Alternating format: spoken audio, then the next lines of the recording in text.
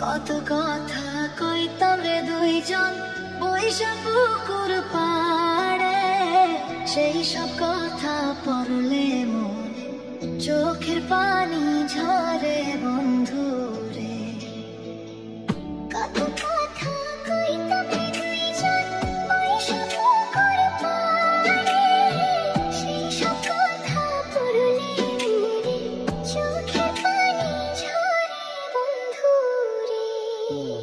কি অপরাধ পাইয়া রে বন্ধু ছাইয়া গেলাম মোরে, তোমার লাইগা পরাণ কান্দে মন বসে না ঘরে বন্ধু রে।